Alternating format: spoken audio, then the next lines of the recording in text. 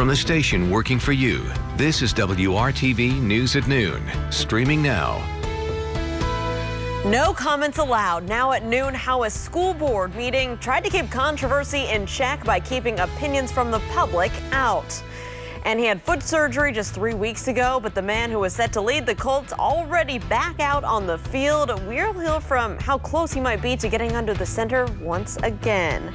All right, Todd, let's get a check right now of our forecast as we kick off a brand new work week, but it seems like we're still stuck in kind of that same summer heat here. You know, not much is going to change here going throughout the entire week. If anything, it gets a little bit warmer as the week progresses. Look at these noontime temperatures already. 86 in Indy, 85 in Bloomington, 83 in Tipton, 85 in Muncie, and 86 as you make your way over into the Connorsville area. Factor in the humidity, which is out there. It's not sky high, but it's already putting heat index values in the 90s from Indy all the way down to Bedford. Feels like 95 in Greencastle and 96 in Sullivan. And heat index values this afternoon are going to be anywhere between about 95 and 100 degrees. Here's a view from downtown to the north, just building in a few fair weather cumulus clouds across the area. There is a band of rain off to our west. It's weakening, and so I'm not expecting any rain, but some of these clouds will probably spill here into central Indiana, which isn't necessarily a bad thing for us because that'll kind of help to keep the temperatures down a little bit in spots, but it's not going to be widespread. So high temperatures this afternoon into the low 90s for almost everybody, then falling back only into the mid 80s by 8 p.m. with skies that'll be mostly sunny. Wednesday is when the temperatures peak. We'll talk about that forecast coming up in just a few minutes. Lauren. All right, Todd, thank you. So one person is dead after a crash that happened this morning on the near south side of Indianapolis. Police say just before 5 this morning, a driver drove through a red light at the intersection of East Raymond Street and South Keystone Avenue. Officers say that the car then crashed into a semi-truck. We're told that a person inside that car died in the crash. IMPD tells us that the number of witnesses stayed at the scene to cooperate with investigators. The name of the person killed has not been released. Well, it was a packed house for this morning's Carmel Clay School Board meeting, but none of them would be able to say a word while the meeting was taking place. Today was the first time that the Carmel Clay Board enforced a suspension of public comment period during a meeting. That decision was made after several contentious meetings over the past few months involving debates over diversity and inclusion and the content of library books. It also comes after a man was arrested at last month's board meeting after a gun fell out of his pocket. Even though they couldn't speak at the meeting, the parents who support and oppose the policies showed up. I'm here just because I want to support them. They've received a lot of hate over the last several meetings, and it's unfortunate. You know, they're just trying to do their job. I feel as if the school board is not hearing the parents. They have completely taken away our freedom of speech. They don't care what we think. They don't care what we say. They don't care how we feel. That's been blatantly stated to teachers, to parents everywhere in our school. Well, this morning's meeting lasted only 8 minutes. Carmel Clay school officials have not said when public comments at board meetings will resume. Today is the first day of a new mask policy at Westfield Washington schools. All students, staff, and visitors will be required to wear face coverings inside of any district buildings. In a message to families last week, the district superintendent said that the change is in line with CDC guidelines. Carmel Clay, Hamilton Southeastern, and Noblesville schools also put mask requirements in place last week. You can find out more about mask and vaccine policies of schools across the state all on our website. We have a searchable database of local school districts at WRTV.com. New COVID-19 numbers are out this midday. As usual, the Monday report from the Indiana Department of Health shows low case numbers. Still, more than 1,600 new cases of the virus were reported. The 7-day positivity rate runs a week behind, keep that in mind, but it's still climbing. It's now at 10.8%. Also, the number of patients that are in the state's hospitals right now being treated for the virus continues to go up. That number is more than 1,800 right now. That's the highest number since January 27th. And with the number of new COVID cases on the rise across the state, that's leading to more Hoosiers in our hospitals. That rising number caused one local hospital system to put out a plea for help.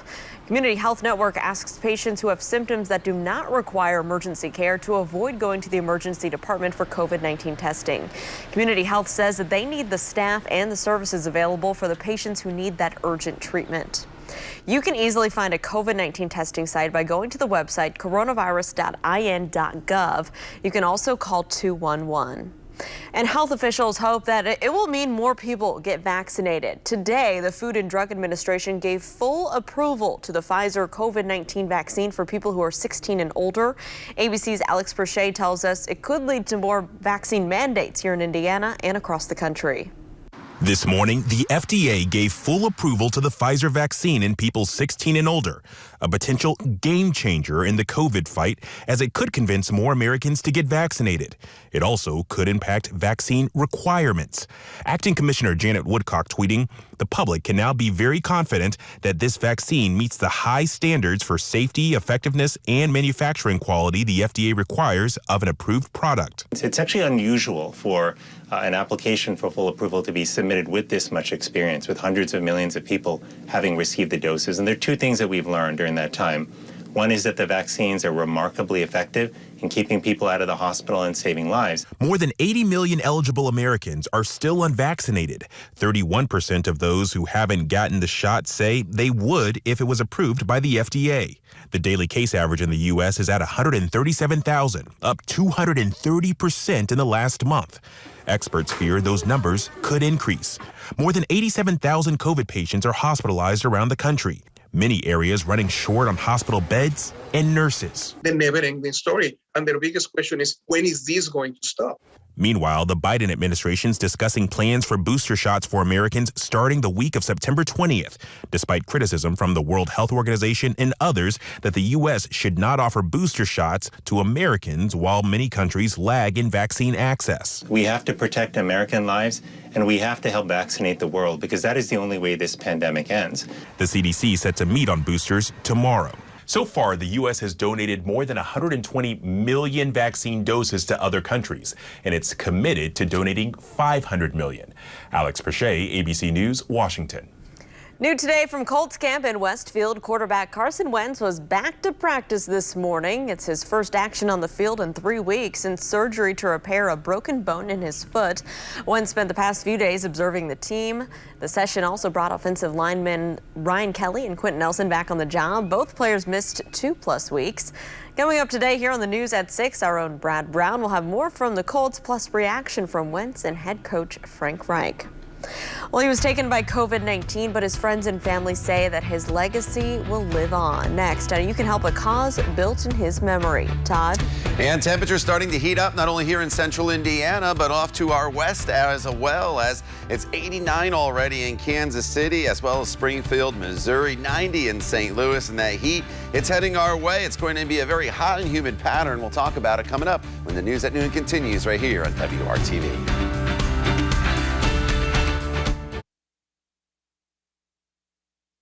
Welcome back. COVID-19 stole his future, but now his family and friends are behind a plan to carry out the legacy of this man who is committed to family and faith. Greg Cheatham worked in human resources at the Subaru plant in Lafayette, and he was also an associate pastor at Mount Olive Missionary Baptist Church here in Indianapolis. In January, both Greg and his wife LaWanda tested positive for COVID-19. His wife recovered, but unfortunately, Greg lost his battle. Now his church is creating a fund in Greg's memory to help young people go to college, and they'll be hosting a golf tournament to raise money for that fund. And I think that he would want us to do whatever we could to help move people forward in their lives, in careers. He was somebody, and he was a great man, and education was the backbone. Well, the Reverend Greg Cheatham Memorial Golf Outing is set for Saturday, September 25th. It will be held at the Winding River Golf Course that's located at 8015 Man Road. Tee time is 9 a.m. and they ask you to register by September 15th. You can contact the church for more information at the number on your screen. That's 317-634-9178. Well, the pandemic impact on healthcare system is not limited to humans. Next, the reason some local veterinary offices are struggling right now and how they're trying to hire Hoosiers to help them out. Let's take a live look outside right now. This is our camera here in downtown, pointed to the west. You can see some white fluffy clouds up ahead, the White River off there in a distance. We'll check in with Todd and see what we can expect for our forecast for today and the rest of your work week coming up here on the News at Noon.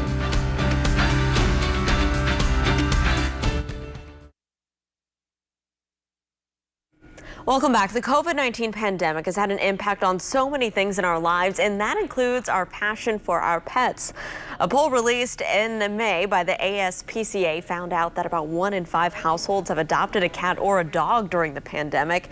That increase in adoptions, plus the fact more people are spending time at home with their furry companions, means that vet clinics, they are stretched to the max.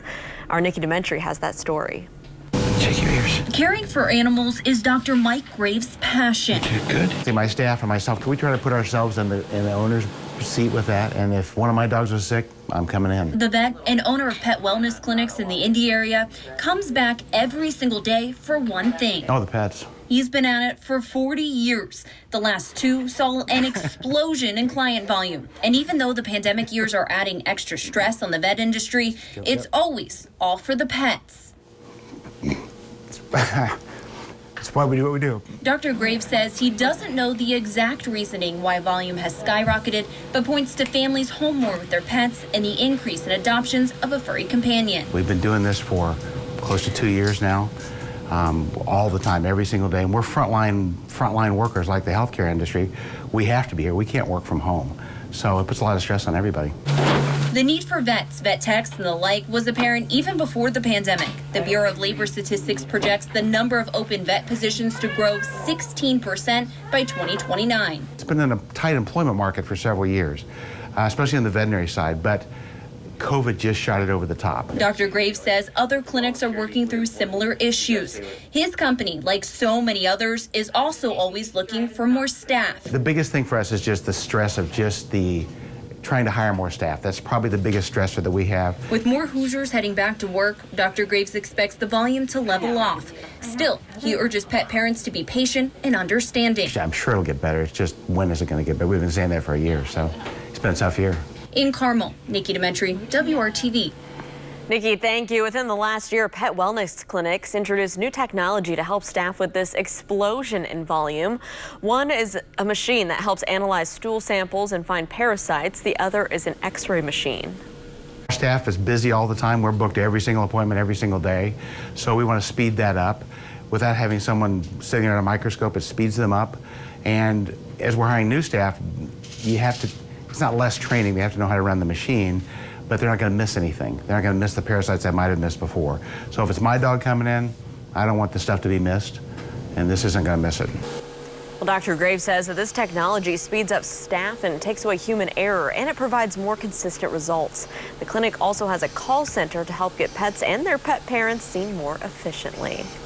All right, if you're heading out, maybe taking the dog out for a walk today, Todd, it's going to be a hot one out there. You know, and it's going to be hot not only today, but in the coming days, Lauren. This is going to be the longest stretch of heat that we have seen so far this year. Yeah, we've had a 90-degree day. We've had 2 90-degree days in a row, but we haven't had 4, 5, 6 days in a row of 90-degree weather. We got to 90 on Saturday, 93 yesterday, and we'll easily get into the 90s today and in the coming days, as I have 90-degree high temperatures in the forecast all the way through Saturday. With the heat, with the humidity, will eventually come some spotty storm chances, but not really bringing much in the way of rain in this forecast until maybe Wednesday afternoon at the earliest. Better chances as we get into Thursday and Friday. We're building the cumulus clouds out there, though, and this is good. This will help to give us a little bit of shade at times in some of your areas as these clouds start to build and move through. 86 degrees already is the temperature in Indy. Feels like 91 degrees with just a light wind out of the northwest at 8 miles per hour. Temperatures range from 85 in Bloomington,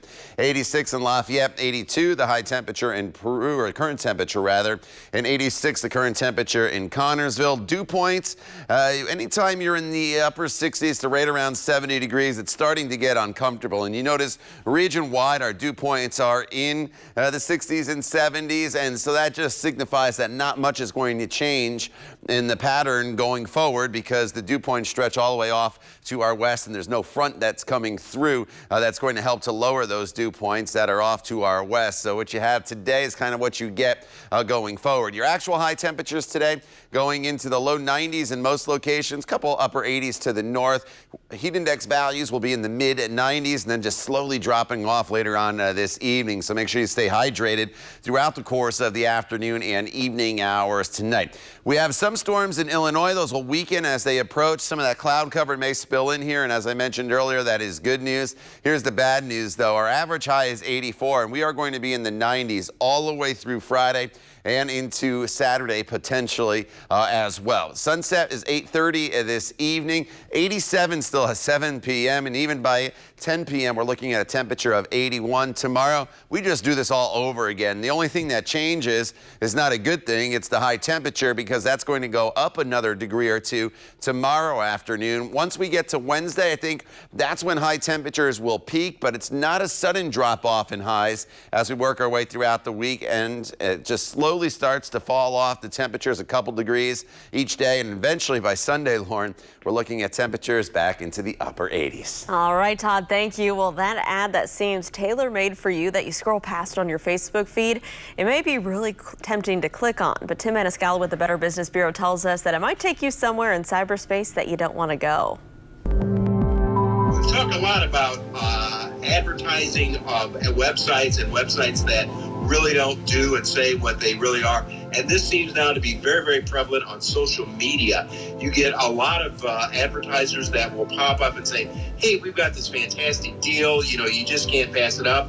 Some sort of a good or service out there that you say, hey, man, this is great, great price. What we found out is that a lot of these are really shady websites out there.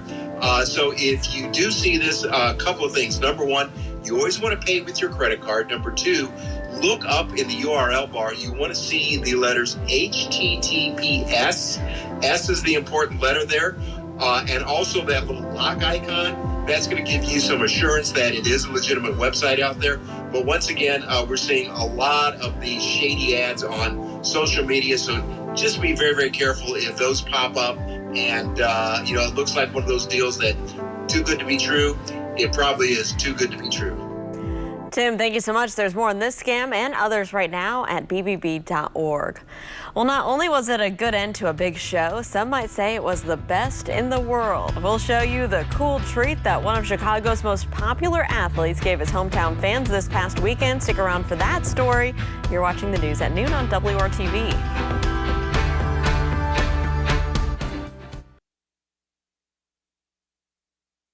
One more thing. 7 years is an awful long time to wait for somebody. I appreciate everybody here who has waited. So on your way out of the United Center tonight, grab yourself a free ice cream bar on me. Well, he wasn't kidding. This past Friday, pro wrestler CM Punk made a highly anticipated return to the ring for the first time in 7 years. And indeed, he delivered on that promise of free ice cream for every fan who showed up at the United Center in Chicago. The Pretty Cool Ice Cream Company of Chicago handmade more than 15,000 customized ice cream bars for that occasion. The company later posted on social media that indeed they had been working on the idea with CM Punk for the last 2 years, and that Punk himself wrote the check for the bars. Some fans ate them up, but naturally others are trying to make their own cool cash off the bars. Today you can actually find some of the ice cream bars for sale on eBay for an upwards of $500, even $1,000. One person is actually selling just the wrapper from their bar for $50. I don't know, Todd. I guess if you're a big fan, you may pay $50 and frame that. Maybe 60. I don't know about $1,000 if you're right. a big fan, but all right. Outside right now, it is hot already. Mid 80s. We're going into the low 90s not only today, but as you see here in your 7-day planning forecast, all the way through this week. There'll be some spotty storms at times in the afternoon hours, especially as we get towards Thursday, Friday, and Saturday. But by far the biggest story will be the heat and humidity. Heat index values will be up near 100 degrees for tomorrow and Wednesday, and even those overnight low temperatures, Lauren, really warm and muggy. Not the best sleeping weather, only in the 70s. All right, Todd, thank you so much, and thank you for joining us and making WRTV your choice for news. Come back here and join us for the news at 5 o'clock. Have a great afternoon.